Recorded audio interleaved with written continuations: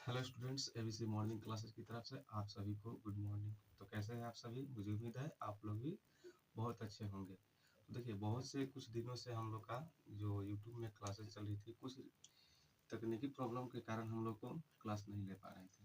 लेकिन अब फिलहाल हम लोग चालू करेंगे, 8 क्लासेस चालू करेंगे। साइंस में हम लोग अभी लेके चल रहे हैं। इसमें 8 क्लास का एनसीईआरटी बुक लेके चलेंगे। आप लोग निश्चिंत होकर अपनी क्लास को एंजॉय कीजिए। देखिए, क्लास 8 का जो एनसीईआरटी बुक है वो पहले लेसन में है, फसल उत्पाद एवं प्रबंधक। अब उसको हम लोग पूरे डिटेल से समझेंगे, तो आप लोग इस वीडियो में बने रहें और अच्छी तरह।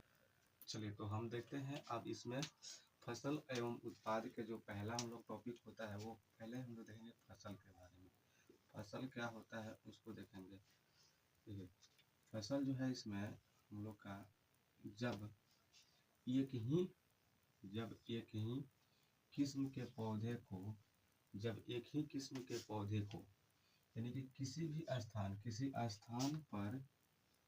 स्थान पर जब एक ही प्रकार के पौधे को किसी स्थान पर बड़े पैमाने यानी कि बहुत मात्रा पैमाने में पर जो बहुत बड़े मात्रा पैमाने पर उगाए जाते हैं, यानी कि किसी एक ही प्रकार के पौधे को एक बड़े पैमाने के तौर पे उगाए जाते हैं। तो इस प्रकार की जो हम लोग की जो प्रोसेस होती है वो किसे क्या कहते हैं? फसल कहते हैं। इस प्रकार के हम लोग क्या कहते हैं? तो इसे फसल कहते हैं। जैसे क्या क्या उगाया जा सकता है? गेहूं को भी एक बड़े पैमाने के तौर में हम लोग उगाते हैं। चावल भी बहुत बड़े पैमाने के तौर में उगाया जाता है। मक्का हुआ, जौ हुआ, बाजरा हुआ इत्यादि करके ऐसे बहुत से प्रकार हैं जो हम लोग एक बड़े पैमाने के तौर में हम लोग क्या करते हैं? उस फसल को उगाते हैं, यानी कि किस्म या पौधे को उगाया जाता है। उसके बाद जो हम लोग का आता है कि फसलों के प्रकार। फसल के देखो, तो फसल अगर आप लोग उसी और बुक में देखेंगे तो 3 प्रकार से दिया होगा: रबी फसल, खरीफ फसल और व्यावसायिक फसल। लेकिन अगर एनसीईआरटी की तरफ बात करें हम लोग, तो फसल निम्न रूप से 2 ही प्रकार के होते हैं। 3 प्रकार के होते हैं। कौन कौन? ये होता है, पहला हम लोग का होता है रबी फसल, और सेकंड होता है हम लोग का कौन सा? खरीफ फसल। अब इसमें हम लोग देखेंगे रबी फसल और खरीफ फसल किससे कहते हैं, उसको कितने क्या क्या उसके अंतर्गत आता है, और किस प्रकार से हम लोग देखेंगे उसको अच्छी तरह से। तो फिलहाल के लिए आप लोग इसे अपने नोटबुक में अच्छी तरह से नोट कीजिए, ताकि हम लोग आगे बढ़ते हैं किसके बारे में? तो रबी फसल और खरीफ फसल के बारे में। तो फिर हम चलिए, तो फिर अब हम लोग देखते हैं रबी फसल और खरीफ फसल। तो देखिए, रबी फसल किसे कहते हैं उसको थोड़ा हम लोग एक बार देख लेते हैं। रबी फसल, तो वे फसल जिन्हें शीत ऋतु में बोया जाता है, शीत ऋतु में बोया जाता है, उसे रबी फसल कहते हैं। तो रबी फसल किसे कहते हैं? शीत ऋतु में जो हम लोग ठंडी के मौसम में जो भी फसल बोई जाती है उसे हम लोग रबी फसल कहते हैं। और देखिए, एक और रोचक तथ्य क्या है कि हमारे भारत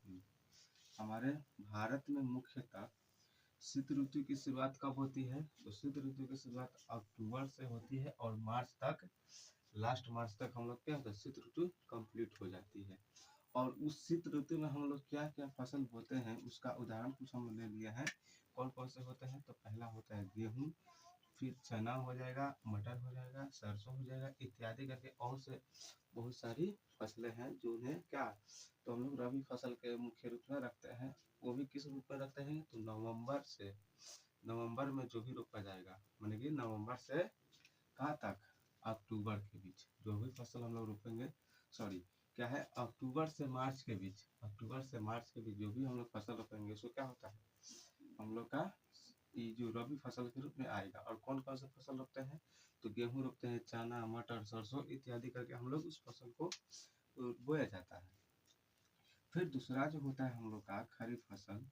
ये खरीफ फसल किसे कहते हैं? तो सेम यही उस तरह से है कि वह फसल जिन्हें वर्षा ऋतु में बोया जाता है, वर्षा ऋतु में क्या कहता है? बोया जाता है, उसे खरीफ फसल कहलाते हैं, चाहे कहते हैं उसे क्या कहते हैं? खरीफ फसल कहते हैं। कैसे बोलेंगे? तो वे फसल जिन्हें वर्षा ऋतु में, बरसात के समय में जो भी फसल बोया जाएगा उसको हम क्या बोलते हैं? खरीफ फसल बोलते हैं। और हमारे भारत में सामान्यतः वर्षा ऋतु कब से चालू होती है? तो जून से सितंबर के बीच हम लोग क्या होती है, पूरी फुल हम लोग की वर्षा होती है। अधिकतर हम लोग का मानसून जो चढ़ता है 6 जून से चढ़ता है, शायद आप लोग को पता होगा। तो जून से हम लोग कितना होते हैं, सितंबर तक वर्षा ऋतु रहती है। और उस मौसम के दौरान में जो हमारी फसलें रोपी जाती है, उन सभी फसलों को क्या बोलते हैं हम लोग, खरीफ फसल बोलते हैं। खरीफ फसल के अंतर्गत कौन कौन से आते हैं? तो पहला हम लोग को जो होता है धान होता है, फिर मक्का, कपास, सोयाबीन करके इत्यादि ऐसे बहुत सारे पौधे हैं या फसलें हैं, उसको हम लोग क्या करते हैं, वर्षा ऋतु में बोया जाता है। तो आप लोग इसे अपने नोटबुक में अच्छी तरह से नोट कीजिए। फिर हम लोग अगले कॉन्सेप्ट पर आने वाले हैं। देखिए ये जो है हम लोग का बुक, वो एनसीईआरटी के जो मुख्य कॉन्सेप्ट है, मुख्य कंटेंट जो होता है, उसी को हम लोग लेकर चल रहे हैं।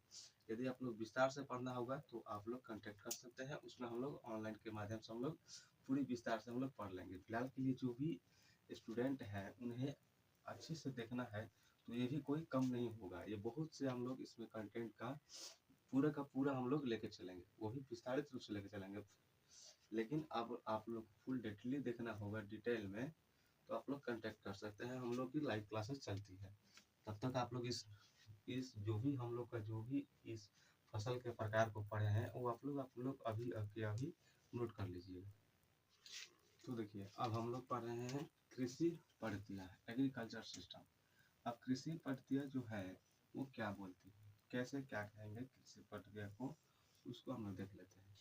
इसमें क्या बोला गया है कि फसल उगाने के लिए किसान, कौन, तो किसान, मतलब कि फसल उगाने के लिए किसान जो क्रियाकलाप करता है, जो भी प्रोसेस करता है, उस प्रोसेस को क्या बोलते हैं हम लोग, कृषि पद्धतियाँ बोलते हैं। उस प्रोसेस सिस्टम को क्या बोलते हैं, कृषि पद्धतियाँ बोलते हैं, एग्रीकल्चर सिस्टम बोलते हैं। अब हम लोग देखते हैं कृषि पद्धतियाँ की जो कृषि जो है किसान, वो कितनी चरणों में अपनी पद्धतियों को निभाते हैं, यानी कि किसी फसल को उगाने के लिए उनको कितने चरण का, मतलब नियमों का पालन करना, कितने चरणों के नियमों का पालन करना पड़ता है, वो हम लोग देख रहे हैं। तो इस टॉपिक को क्या बोलेंगे हम लोग, कृषि पद्धतियाँ के चरण। तो इसमें कृषि पद्धतियाँ के जो चरण है, वो पहले क्या होता है, फर्स्ट हम लोग होता है मिट्टी तैयार करना। पहला होता है शुरू में ही हम लोग क्या करेंगे, फसल उगाने के लिए मिट्टी को तैयार करेंगे। फिर उसके बाद होता है बुआई का, बीज का जो बुआई करते हैं उसका प्रोसेस होता है, किसका, बीज का बुआई। पहले मिट्टी फिर बीज का बुआई। उसके बाद होता है खाद एवं उर्वरक देना। जब जब हम लोग मिट्टी जब तैयार कर लेंगे, बुआई हो जाएगा, मतलब कि जो भी बीज हो उसको खेतों में डाल देंगे। उसके बाद जो खाद एवं जो उर्वरक होता है, फर्टिलाइजर, उसको हम लोग क्या करेंगे, खेत में डालना करेंगे। फिर उसके बाद जो होता है चौथे नंबर में, ये होता है सिंचाई करना। जब हम लोग का पौधे तैयार हो जाता है, उसके बाद सिंचाई किया जाता है। जस्ट उसके बाद हम लोग करते हैं, जस्ट सिंचाई के बाद क्या होता है, उसमें जो खर पतवार होते हैं, जंगल झाड़ी होते हैं, उन सभी खर पतवारों को क्या होता है, सुरक्षा किया जाता है।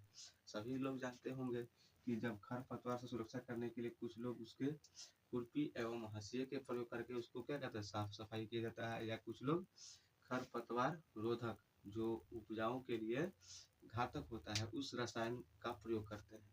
तो इसका भी प्रयोग किया जाता है खरपतवार के सुरक्षा के लिए। तो खैर वो तो हम लोग इसके डिटेल में पढ़ेंगे ही, खरपतवार से सुरक्षा करने के लिए क्या क्या किया करते हैं लोग, कृषि लोग, उसको देखेंगे। फिर उसके बाद होता है हम लोग की फसल जब तैयार हो जाती है, उसको हम लोग क्या करते हैं, अंत में कटाई कर लेते हैं। और कटाई करने के बाद हम लोग एक भंडारण कर लेते हैं। भंडारण करने का मतलब है उसको एक, हम लोग जो कटाई हो जाती है तो उसको एक पैकेट के रूप में हम लोग घर के एक सुरक्षित स्थान में रख देते हैं। तो यही सब हम लोग की जो भी ये सब सिस्टम जो है यहाँ से यहाँ तक की, ये सब क्या कहलाएगी, हम लोग की कृषि पद्धतियाँ कहलाती है। तो आप लोग इसे अपने नोटबुक में अच्छी तरह से नोट कीजिए। फिर हम लोग अगले इसके चर्चा में करेंगे। वो अगले चर्चा क्या हो जाएगा हम लोग का, मिट्टी का तैयार करना। मिट्टी तैयार करने से क्या क्या फायदे होते हैं, किस प्रकार से तैयार किया जाता है।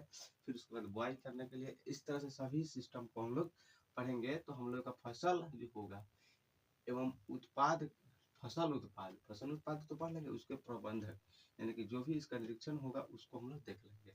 तो आप लोग इसे अपने नोटबुक में अच्छी तरह से नोट कीजिए।